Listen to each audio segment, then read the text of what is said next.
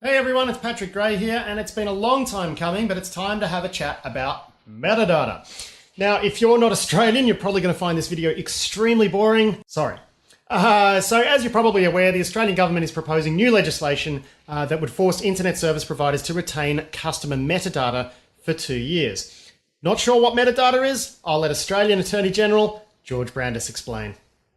Retain this data for it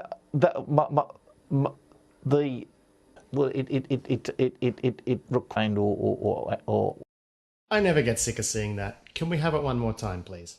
so is the web address that is part of the metadata. Yeah, wow, I wonder why they're polling badly. Now, actually the intent of the legislation is reasonably sensible. The idea is telcos and ISPs will have to keep logs of who had which IP when. And that means it'll be possible for authorities to tie IP addresses to individual subscribers for up to 2 years. Web browsing data is explicitly ruled out. That's considered content. So you know what? I'm actually okay with that part of it. The same thing goes for phone call records. Who called who when. A lot of telcos just don't need to keep those records anymore because we're living in an age of capped mobile plans. As they're turning this logging off, a vitally important investigative tool is going the way of the dodo. And you know what? I reckon that's actually a pretty bad thing. It's my belief that telcos should be under an obligation to store certain types of metadata, and that data should be available to law enforcement bodies when investigating crimes. I believe that. And I like to think that some very diligent chaps and chapettes at various security agencies are currently scouring the metadata of this man, the Martin Place siege gunman, who shall not be named, for he is was an attention-seeking knob, and it would make him happy. But I want to know who that guy was talking to, even if I think he was basically just a nut job out for attention. But you know what? I think the government has made a grave error in linking this legislation to the national security discourse. Metadata is more useful when dealing with normal crime. ISP metadata was able to track an email sent by would-be collar bomb extortionist Paul Peters to an internet cafe. You remember this guy? He strapped a collar bomb onto some teenage girl and left a note demanding money or he'd detonate the bomb. Turned out to be a fake, but yeah, he got caught because he used an internet cafe and they were able to trace him through metadata. He was quickly identified through CCTV in the surrounding area and he's in jail now, and that's a good thing. And hey, what about victims of harassment? I want victims of domestic violence to be able to prove where certain communications came from or who they came from so they can prove court order breaches and establish patterns of harassment. I want victims of eBay fraud to at least have some kind of shot at recourse if the scammer was local, which sometimes they are. And I want all of these things. Now, you're probably thinking that I'm being terribly pro-security state here, but I kind of like having a police force that can do its job. Critics often ask the government to prove how metadata is used to solve these crimes, but the fact is they've always had access to the data. It's actually an integral part of the investigative process. It's only now that it's starting to dry up, and that's why they want mandated retention. But the fact is they just don't know how much deleted metadata will affect them. But, and this is a big but, I think the current bill that the government wants to introduce is actually pretty awful, and there's a simple reason behind that. The access regime, the access to this data is just free. It's a free-for-all. We've got state and Commonwealth agencies accessing metadata without a warrant up to 300,000 times a year.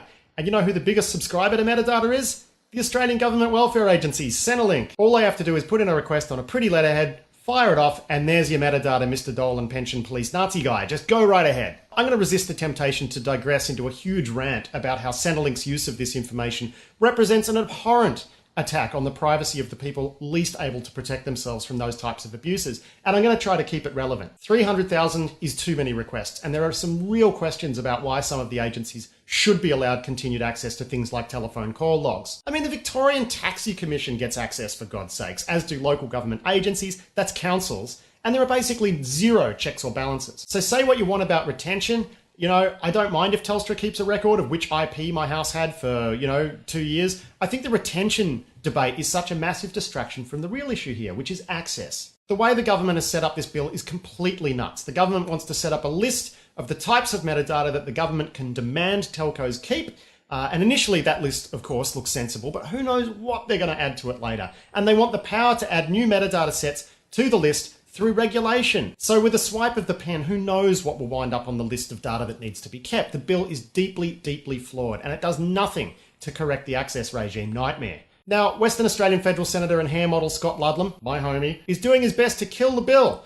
but he's spending an awful lot of time arguing that there should be no mandated data retention at all. He seems to imply that its use in investigations is eroded somewhat by the myriad anonymity options available to internet users these days. And sure, maybe that's the case a little bit, but he's trying to torpedo the whole bill by attacking the fundamental premise that metadata retention is actually a good thing. He's also spending an awful lot of time suggesting access to metadata should only be granted by warrant. Ask any copper, half the time it's a positive result of some metadata sifting that's used to actually get an interception warrant for content. You get a suspect, you look at who they've been talking to, you turn up more suspects. It's just how investigations work. Now that does mean the police are often pulling the subscriber details and call logs of innocent people. That's what they use to rule them out. But you can't actually get a warrant to rule someone out. That's not how they work. In the case of a phone tap warrant, you need to show a magistrate that you have very good reason to suspect someone for a specific crime that carries heavy penalties. You also have to demonstrate exhaustion, that you'll only be able to get a conviction if the warrant is granted and the evidence is collected that way. Applying that burden to a cop is trying to figure out if some asshole ex-husband has been harassing his ex-wife from a blocked number.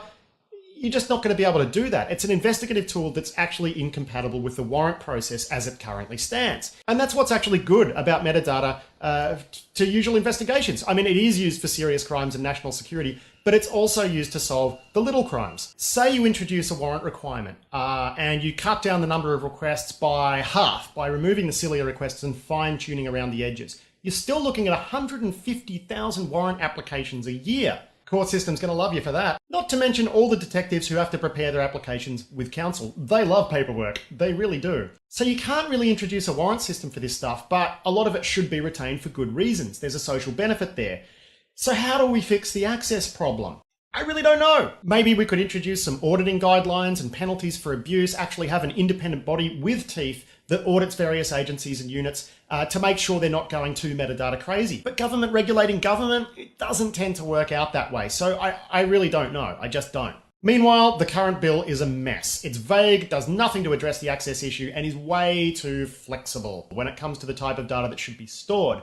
And you ever notice how when people say flexibility, it usually means someone's getting f***ed over? Yeah, funny that. So hey, even though I completely disagree with his premise, I'm glad our homie S. Luds is out there trying to torpedo this bill, and hopefully he makes it difficult enough for them so they come back with a draft that includes some better oversight. Like maybe some quasi-judicial oversight and decent public reporting which correlates the types of offences in which metadata is sought and by which agency. I mean, that would be a great start. But either way, the current bill is a turkey, and let's hope S. Luds and his amazing hair managed to kill it off. Now look, this whole thing is very complicated. These are just some of my ideas. Do tell me yours. I don't know the solution. Maybe you do. Jump into the comments down below or find me on Twitter.